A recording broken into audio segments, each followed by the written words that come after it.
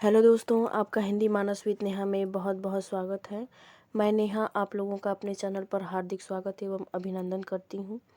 मैंने 1000 प्रश्नोत्तरी का जो टारगेट रखा है दोस्तों आगामी हिंदी की सभी प्रतियोगी परीक्षाओं के लिए, तो उसके अंतर्गत मैं इससे पूर्ववर्ती वीडियो में राम भक्ति काव्य धारा से संबंधित 20 प्रश्नों को लेकर आई थी। और इस वीडियो में मैं भी माफ़ कीजिएगा, इस वीडियो में भी मैं राम भक्ति काव्य धारा के अंतर्गत आने वाले 20 प्रश्नों का संकलन मैंने किया है और आशा करती हूँ कि इन प्रश्नों के माध्यम से आपको आपकी तैयारी में बहुत ही सहायता और सुगमता रहेगी। तो चलिए देखते हैं हम आज का पहला प्रश्न। पहला प्रश्न है, कली कुटिल जीव तुलसी भय वाल्मीकि अवतार धरी काव्य पंक्तियाँ किसने व्यंग्य रूप में तुलसी को कहा था? नाभादास, अग्रदास, रामदास या फिर बेनी माधवदास। तो इस प्रश्न का जवाब हो जाएगा ऑप्शन नंबर 1 नाभादास। और इन्होंने एक कवियों के ऊपर जीवनी परख रचना लिखी थी जिसका नाम था भक्तमाल। और इसमें उन्होंने जो भक्तिकाल के या फिर कह सकते हैं कि जो कृष्ण भक्ति काव्य धारा या राम भक्ति काव्य धारा के अंतर्गत आने वाले जो प्रमुख कवि थे उनका इन्होंने जीवनी परक संकलन अपनी भक्तमाल नामक रचना में किया था। और ये भक्तमाल पद्य में लिखी गई थी, ना कि गद्य में लिखी गई थी, और इस बात को आप याद रखेंगे। प्रश्न संख्या 22 है, राम भक्ति काव्य धारा की सबसे बड़ी विशेषता रही है उसमें सब प्रकार की रचनाएं हुई है। ये कथन किसका है? नागेंद्र, रामविलास शर्मा, हजारी प्रसाद द्विवेदी या फिर रामचंद्र शुक्ल। तो इसका जवाब है ऑप्शन नंबर 4, ये आचार्य रामचंद्र शुक्ल का कथन है। अगला प्रश्न है, कृतिवासी रामायण किस भाषा में लिखी गई है? मराठी, सिंधी, बांग्ला, उड़िया। तो इस प्रश्न से सभी लोग वाकिफ़ होंगे। कृतिवास रामायण बांग्ला भाषा में लिखा गया रामायण ग्रंथ है और कृतिवास रामायण के आधार पर ही सूर्यकांत त्रिपाठी निराला ने राम की शक्ति पूजा की रचना की थी, जो कि नेट जेआरएफ के सिलेबस में और साथ ही साथ कई राज्यों के प्रवक्ता परीक्षा के सिलेबस में भी ये रचना लिखी गई है, रखी गई है। तो इसे भी आप याद रखेंगे। अगला प्रश्न है, गुरुमुखी लिपि एवं ब्रज भाषा में रामायण लिखने वाले विद्वान हैं कार्तिक प्रसाद खत्री, कर्पूर चंद्र खत्री, कृत्तिवास या फिर देवकीनंदन खत्री। तो इस प्रश्न का जवाब हो जाएगा ऑप्शन नंबर 2 कर्पूर चंद्र खत्री। अगला प्रश्न है, श्री रामचंद्र कृपालु भजमन हरण भव भयदारुणम किस रचना से उद्धृत है? रामचरितमानस, विनय पत्रिका, कवितावली या फिर कृष्ण गीतावली।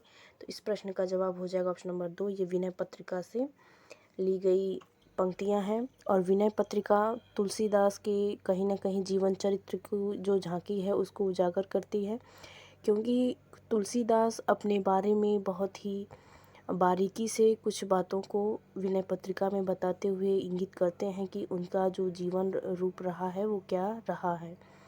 चलिए अगला प्रश्न देखते हैं।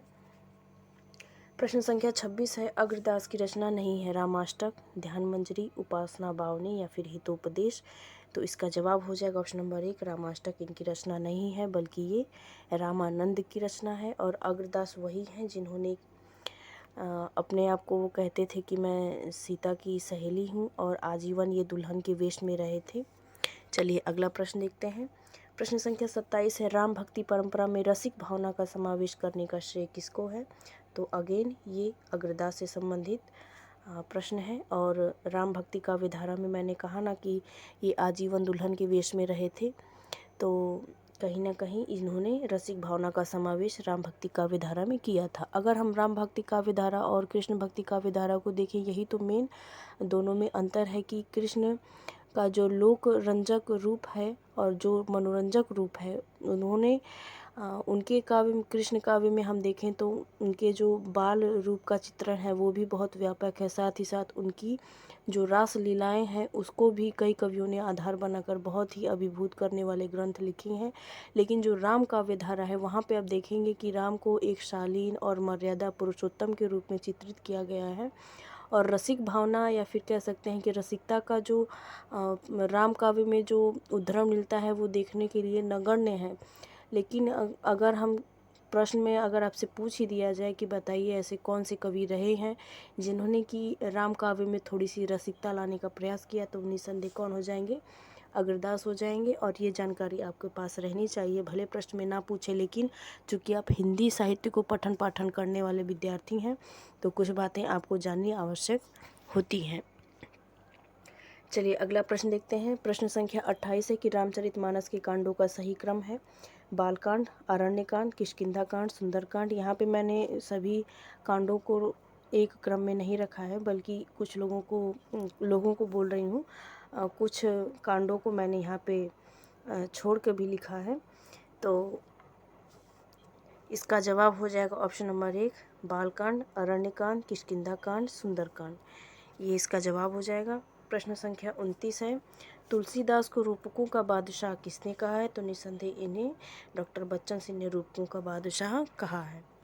प्रश्न संख्या 30 है, तुलसीदास को उत्प्रेक्षाओं का बादशाह किसने कहा है? तो उत्प्रेक्षा उदय भानु सिंह। इन दोनों को जोड़कर आप याद करेंगे तो आपको याद करने में सहूलियत होगी। प्रश्न संख्या 31 है, आचार्य शुक्ल ने रामकाव्य परंपरा का प्रथम कवि किसे माना है?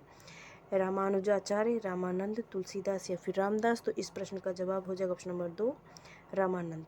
आचार्य शुक्ल अपने ग्रंथ में बोलते हैं कि रामानंद ही वो व्यक्ति थे जिन्होंने की भक्ति की सभी दरवाजे सभी जातियों के व्यक्तियों के लिए या फिर लोगों के लिए खोल दिए थे। और ये राम भक्ति काव्य परंपरा के प्रवर्तक या फिर प्रथम कवि भी माने जाते हैं। प्रश्न संख्या 32 है, किसने कहा गोद लिए हुलसी फिरे तुलसी सो सुत होए? रसखान, रहीम, हरिऔध या फिर टोडरमल। तो इसका जवाब हो जाएगा ऑप्शन नंबर 2, ये रहीमदास ने कहा था। अगला प्रश्न देखते हैं। प्रश्न संख्या 33 है, आचार्य रामचंद्र शुक्ल के अनुसार तुलसी की भक्ति की सबसे बड़ी विशेषता है? नवीन प्रसंगों की उद्भावना, समन्वयात्मकता, सर्वांगपूर्णता या फिर लोकमंगल। तो इसका जवाब हो जाएगा ऑप्शन नंबर 3, सर्वांगपूर्णता। और जो ऑप्शन नंबर 1 रखा गया है नवीन प्रसंगों की उद्भावना, ये आचार्य शुक्ल ने सूरदास के बारे में कहा था कि सूरदास के काव्य की बड़ी भारी विशेषता है कि वो नवीन प्रसंगों की उद्भावना करते हैं।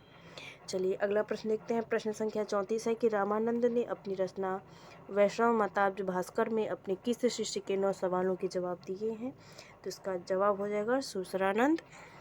अगला प्रश्न है, तुलसीदास के ज्योतिष ग्रंथ रामाज्ञा प्रश्नावली में कुल कितने छंद हैं? 40, 216, 343 या फिर 472। तो इसका जवाब हो जाएगा ऑप्शन नंबर 3, 343।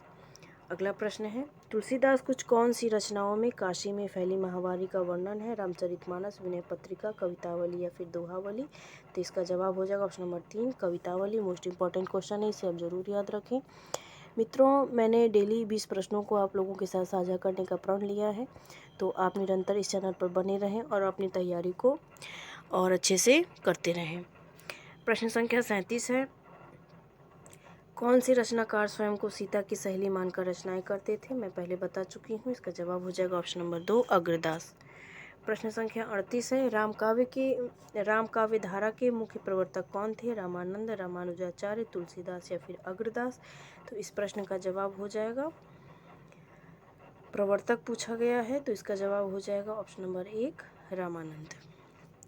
प्रश्न संख्या 39 है, तुलसीदास को वेद, वेदांत, दर्शन, इतिहास, पुराण आदि की शिक्षा किसने दी? नरहरिदास, शेष सनातन, आत्माराम दुबे या फिर रामानंद। इसका जवाब हो जाए ऑप्शन नंबर 2, शेष सनातन, जो कि इनके क्या थे? शैक्षिक गुरु थे।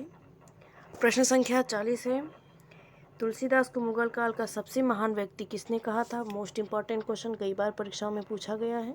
तो इसका जवाब हो जाएगा ऑप्शन नंबर 2, स्मिथ ने इन्हें मुगल काल का सबसे महान व्यक्तित्व या फिर व्यक्ति कहा था। तो ये थे आज के टोटल 20 प्रश्न। मिलते हैं अगले वीडियो में, बने रहें इस चैनल पर और अपनी तैयारी को मजबूत करते रहें, क्योंकि आगामी प्रतियोगी परीक्षा आपके द्वार पर खड़ी है। बने रहें, मिलते हैं अगले वीडियो में।